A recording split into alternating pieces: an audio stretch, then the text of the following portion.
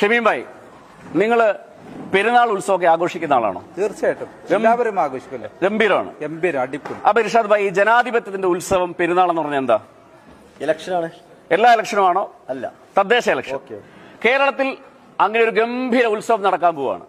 സാധാരണക്കാര് അവർക്ക് മത്സരിക്കാൻ അവസരം കിട്ടുന്ന ഇലക്ഷനാണ് തദ്ദേശ സ്വയംഭരണ ഇലക്ഷൻ. ഈ ഇലക്ഷനിൽ കേരളത്തിൽ എല്ലാ പാർട്ടികളും മത്സരിക്കുന്നുണ്ട്. അതിനൊപ്പം ദേശീയ പാർട്ടിയെ ആം ആദ്മി കേരളത്തിലെ എല്ലാ പഞ്ചായത്തുകളിലും മത്സരിക്കുന്നു എന്ന വിവരം സന്തോഷം അറിയിക്കുകയാണ്. ഇതിനടിയിൽ ഒരു നമ്പർ കൊടുക്കുകയാണ്.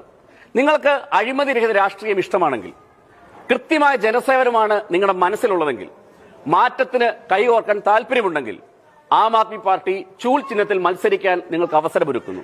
നിങ്ങൾ ഈ നമ്പറിലേക്ക് വിളിക്കുക. കേരളത്തിന്റെ മാറ്റത്തിന് വേണ്ടി നമുക്ക് ഒരുമിക്കാം. ഞാനിപ്പോൾ നിൽക്കുന്നത് മലപ്പുറം ജില്ലയിൽ എന്റെ സഹപ്രവർത്തകരുടെ കൂടെയാണ്, കുടുംബത്തിനൊപ്പമാണ്.